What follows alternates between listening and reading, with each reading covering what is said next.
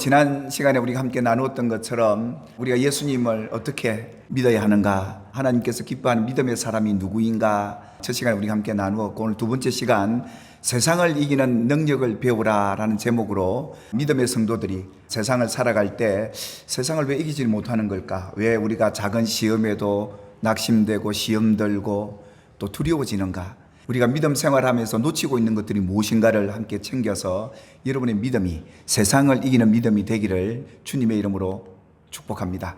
예수님께서 당신을 따르던 제자들에게 세상을 이기라고 하셨는데, 그 이기는 능력이 무엇이며 어떻게 세상을 이겨나갈 것인가에 대한 말씀을 여러분에게 전해드릴 텐데요, 예수님이 제자들이 그러시죠. 내가 너희를 세상에 보내는데 보니까 양을 이리떼 가운데 보내는 것 같다. 그래서 너희는 세상에서 지혜로워야 된다, 순결해야 된다, 그렇게 당부를 하셨는데, 양이 이리를 이길 수는 없는 겁니다. 그런데 이기는 길이 있다는 것이죠. 오늘 예수님께서는 제자들에게 세상을 이기는 능력이 무엇인가를 가르쳐 주셨습니다. 예수님은 제자들을 위해서 마지막 이 땅을 떠나시면서 하나님 앞에 기도를 간절하게 올리죠. 그게 요한복음 17장 내용이에요. 예수님이 이 세상을 이긴 그 비결, 그리고 제자들 남겨둔 제자들이 천국 가는 그날까지 세상을 이기며 살까, 그것은 예수님께서 예수님과 하나님 아버지가 하나가 된 것 같이 그들도, 제자들도, 성도들도 하나가 되게 해달라, 그 간절한 기도였습니다. 예수님의 이 하나됨의 이 간절한 기도가 세상을 이기는 그 길이었던 것이지요.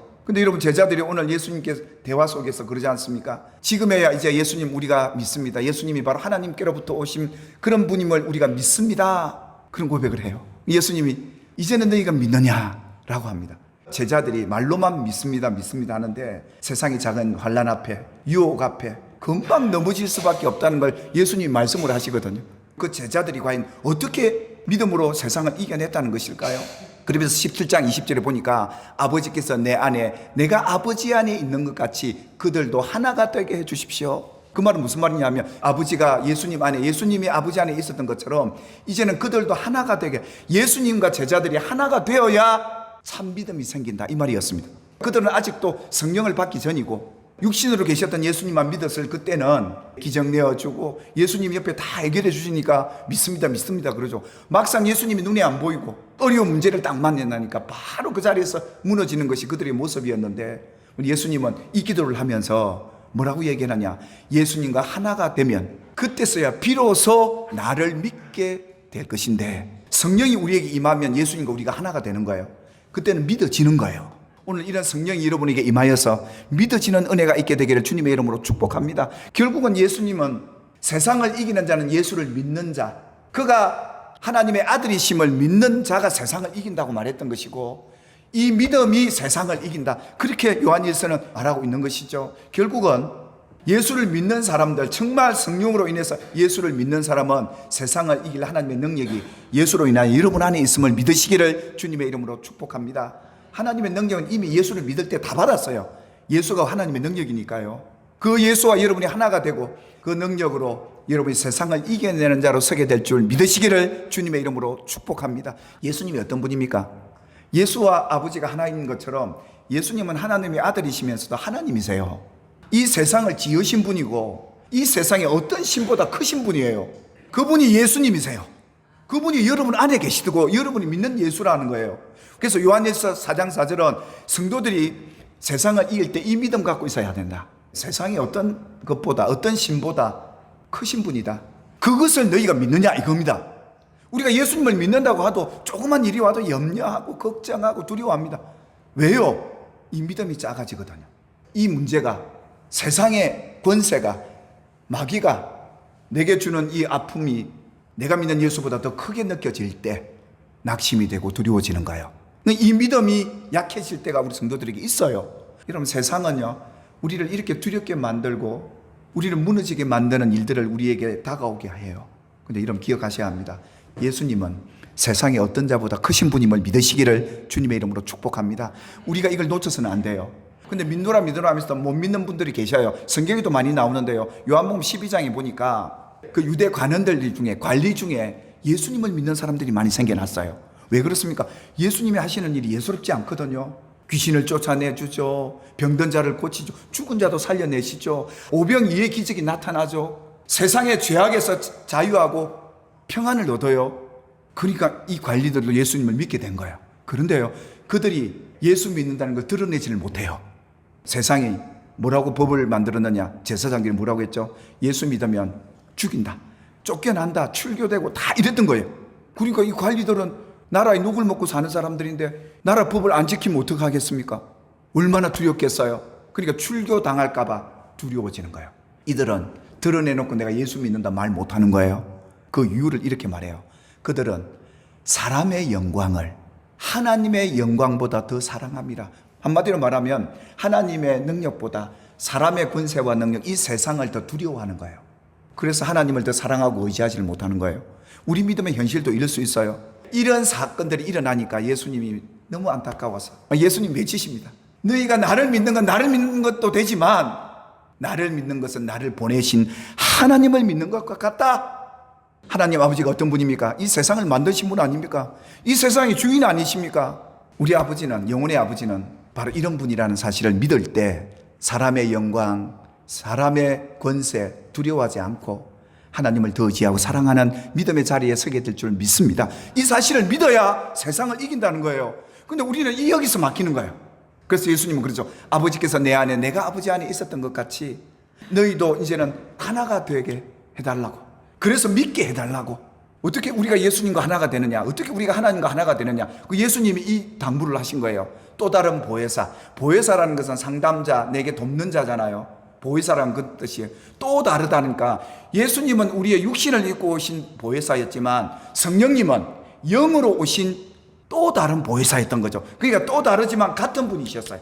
그러니까 성령이 우리에게 오실 텐데, 보혜사 성령이 올 텐데 그분이 너희 안에 거하심이요 너희 속에 계시겠습니다. 그러니까 성령님의 옴으로 인해서 우리가 내가 예수님과 하나가 됐구나, 내가 하나님과 하나가 됐구나, 이 사실을 깨닫고 믿어지게 만드는 성령을 약속해 주는 겁니다. 내가 육신으로 있을 때는 너희가 아이 같은 믿음이었지만 이제는 약속한 보혜사 성령, 그분이 오시면 내가 그를 너희에게 나타내 보이리라. 그 성령이 오시면 하나가 되고 예수를 바로 믿는 믿음의 성도가 되게 할 것이다. 성령님이 우리 안에 오시면 세 가지를 말씀하시는데요, 성령님이 책망하고 믿게 하는 세 가지 내용이 바로 이거였던 거죠. 첫 번째가 죄에 대해서요. 이 죄는 뭐냐면 그들이 예수님을 믿지 않았던 거예요.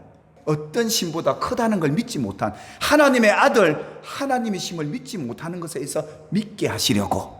그래서 성령님이 임하면요, 내가 믿는 예수님, 그분이 하나님이시고 그분이 세상 만물을 지으시고 이 세상에 어떤 신보다 크신 분이다 라는 사실이 믿어지는 거예요. 두 번째가 뭐였냐면 의에 대해서요. 이 제자들은 애기들 같아요. 육신으로 계신 예수님이 계시면 든든하고 무슨 문제를 만나도 예수님 이거 해주세요 저거 해주세요 막 그러면 예수님이 해결해주고, 그러니까 눈에 보여야 든든해지는데 그들을 떠나서 아버지께 천국으로 가셔야 되니까 이제 그분이 눈에 안 보이는 거예요. 그러니까 눈에 안 보인다고 그들은 뭐라고 해요? 안 계신다라고 생각했던 거예요. 우리가 성령이 충만해지면 이게 믿어져요. 그분이 내 곁에서 내 말 듣고 계시는구나, 나를 보고 계시는구나. 그러니까 담대해지는 거예요. 또 세 번째가 이 심판에 대한 것이었어요. 여러분 왜 세상을 두려워하느냐? 세상이 아직 건재하고 존재한다고 생각하니까 그래요. 예수님의 십자가와 부활을 통해 예수님은 세상을 이기셨고 뿐만 아니라 세상 임금이 심판을 받은 거예요. 이 사실을 믿는다면 이미 우리는 이긴 사람들 아닙니까? 세상에 갇혀서 심판받은 마귀를 보고 벌벌 떨고 도망가자 이런 어리석은 성도가 있다면 오늘 성령님이 책망하셔서라도 두려워할 게 아니라 평안하라. 죽음인들 우리를 어떻게 할 수 있겠습니까? 사망이 우리를 어떻게 할 수 있겠습니까? 죽음과 생명은 하나님 손에 있기에 그분께 맡기고 여러분 평안을 누리게 되기를 주님의 이름으로 축복합니다. 이런 자들이 세상을 이기는 자 아니겠습니까? 이 믿음 없음을 성령이 와서 책망을 해주고 믿게끔 해주는 이 놀라운 은혜를 경험을 해야 예수님께서 하나님의 아들이심이 믿어지고 그래서 세상을 이긴다, 그 말씀을 하셨던 것이죠. 그래서 예수님은 지금 너희가 감당하지 못하겠지만 내 영광을 나타내 주겠다. 세상을 이기시고 마귀를 심판하고 안 보여도 옆에 계시고 세상의 어떤 이보다 크시다는 이 영광을 너희에게 나타내 줄 것이다. 오늘 성령님이 여러분 안에 이 영광을 나타내 주시기를 주님의 이름으로 축복합니다. 이렇게 환난 속에 넘어졌던 이 제자들, 성령을 받고 난 뒤에 어떤 일이 벌어지느냐? 이 베드로와 요한이 예수의 이름의 권세와 능력을 가지고 병자를 고치고 예수를 가르칩니다. 그때 세상의 권세자들이, 제사장과 종교 지도자들이 그들을 불러 세워놓고 너희가 무슨 권세와 누구의 이름으로 이 일을 하느냐 그럽니다. 예수의 이름이 병자를 고치고 예수의 이름의 능력을 그들에게 가르치니까 이 세상이 발칵 뒤집어진 거죠. 에베소서 5장을 보면 너희의 씨름은 혈과 육이 아니다. 하늘에 있는 정사와 권세와 이 어둠의 세상 주관자들과 너희가 싸워야 될 텐데, 세상과 싸워야 될 텐데, 바울이 그들에게 하나님의 전신갑주를 입고 성령의 충만함을 구해라는 거예요. 자, 보실까요? 성령이 충만한 이들의 변화된 모습. 그들이 경고하고 하나님 앞에서 너희 말 듣는 것이 하나님의 말씀을 듣는 것보다 옳은 거 판단해보라. 이 베드로가 예전과 달리요. 조금만 어려우면 도망가고 부인했던 베드로가 이렇게 바뀌어요. 베드로의 믿음이 우리의 믿음이 되기를 소망합니다. 유혹이 오고 절망스러울 때 기도하십시오. 하나님 담대하게 이 어려움을 이기게 해 주십시오. 그래서 베드로는 노년에 너희가 불시험을 당하거든 이상한 일 아니다. 그때 너희는 그리스도의 고난에 참여하는 것으로 오히려 즐거워해라. 어떤 어려움이 오고 환난이 찾아올 때 우리가 기뻐할 수 있는 이유가 뭔지 아십니까? 그 하나님의 영이, 성령이 내 안에 계시기 때문에 이 문제 앞에 도리어 기뻐하고 즐거워할 수 있더라 이겁니다. 평안할 수 있더라 이겁니다. 여러분의 인생에 많은 문제와 환난, 어려운 문제가 찾아올 때 기억하십시오. 성령님이 여러분 안에서 평안을 주실 것이고 오히려 이 어려운 문제 앞에 기뻐하고 즐거워하는 하나님의 사람, 예수 믿는 사람으로 세우셔서 이 세상을 이기는 자로 하나님 세워 주실 것입니다.